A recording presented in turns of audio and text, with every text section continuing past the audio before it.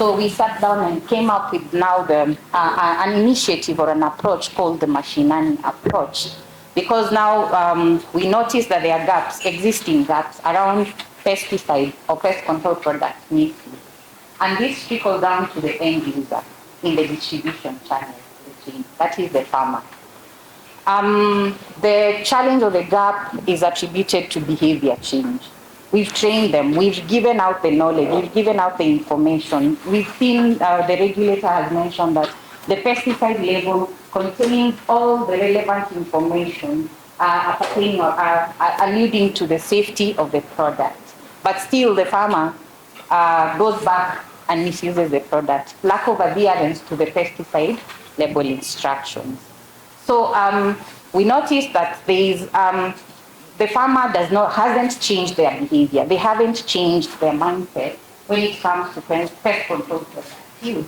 So how can we, the question is, how can we, as key players in the industry, including you and I in this room, and other stakeholders, of course, how can we try and influence, how can we change the farmer behavior into adopting safe and responsible use?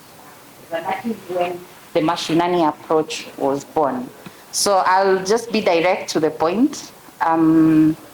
Yesterday I mentioned that we've done a lot of interventions. We talked about the spray service providers, we talked about the empty pesticide collection initiatives. Those are just some of the initiatives that we've been doing, and they're still in the rolling out basis to help bridge such gaps. So I'll skip directly into the gaps. I've mentioned the issue of pesticide misuse, linking that to adherence to pesticide label instructions. Many farmers are not really keen to read the pesticide label instructions. We saw the issue of PPE usage, adoption of PPE, as much as we have the information on the pesticide label, but you'll see, when you walk around, when you drive around, you see farmers with vests, and they don't adorn the full PPE. We have an issue of the adoption of integrated pest management approach, which was much illustrated yesterday at the farm level. But how many farmers are adopting integrated pest management? Like the regulator just said, in IPM, chemical use or pesticide use should be the very last resort. But is it practical? Are farmers doing this? Are they putting this into practice? That is a question to ponder on. And then the issues of empty pesticide container management. When you walk around some farms, uko mashinani, you'll find some pesticide containers. Mtu anapiga dawa kwa shamba anaacha. Why are they not adopting these responsible use practices? Why are they not changing the behavior or their behavior into adopting safe and responsible use practices? So the mashinani approach comes into play. And what is the mashinani approach? What is this mashinani approach? This approach seeks to use people or community structures, in simple terms, people closest to the farmer, to help influence or to help them change their behavior into adopting responsible and safe practices. So who are people closest to the farmers?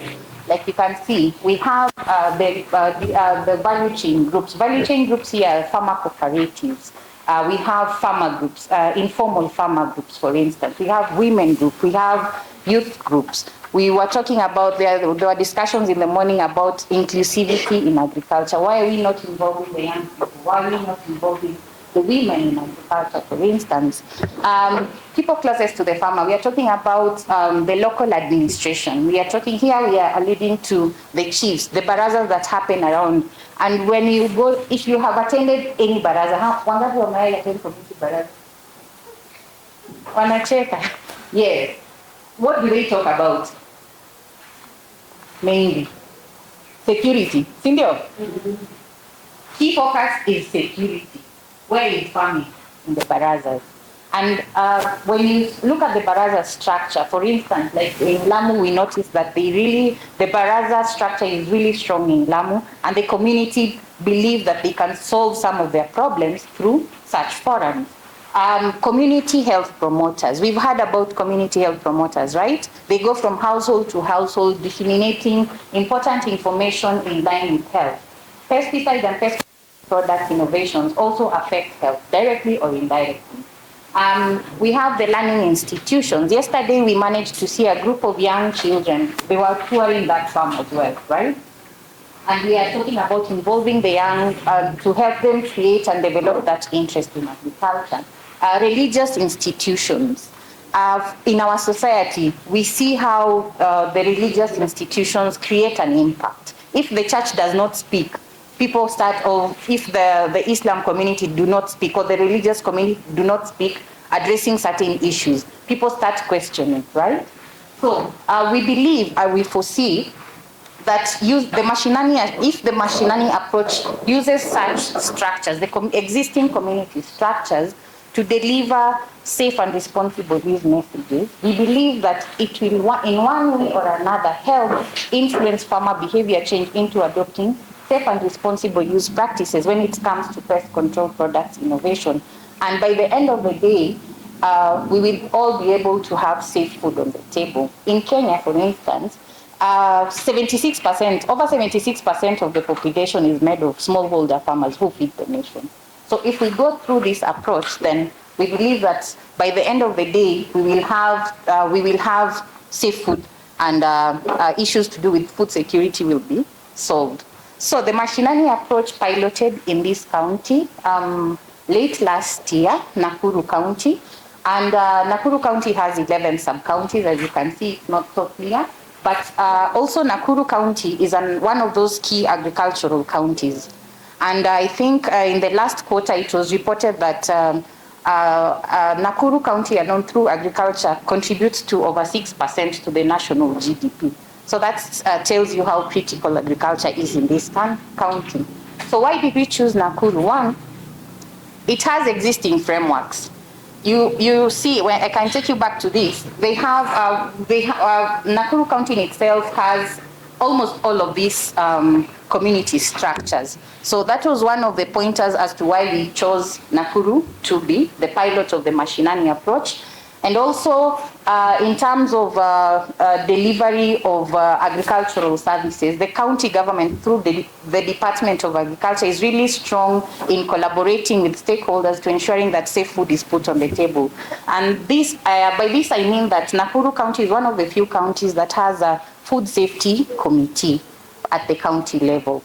And also, of course, I've mentioned it that Nakuru County contributes to significantly contributes to the national GDP through agriculture, and that means that over 70% of farmers or the population in Nakuru are made of farmers who, in one way or another, use pesticides.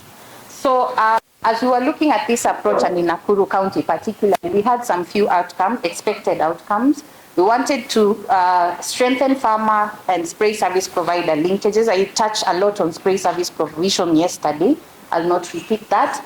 And also, we are expecting to help the county government of Nakuru to comply with the new extended producer responsibility regulations. That was also touched yesterday. And also, we are foreseeing to promote the use of PPE.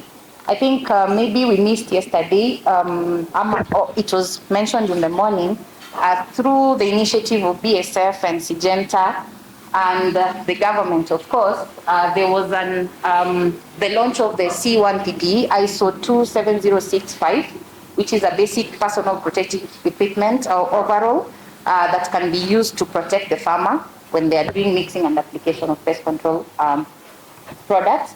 And also, another expected outcome is to increase awareness and the use of the poison information service. I'm not going to dwell into that because the regulator mentioned that on the pesticide label, there is that contact. In case of poisoning, please contact the toll-free line. Everything is about safety is on the product label. So we run a poison information service center in collaboration with Kenyatta National Hospital. In case of poisoning, if a farmer encounters an accidental poisoning with the pest control product, they can call the number and then we link them up with the experts in Kenyatta National Hospital.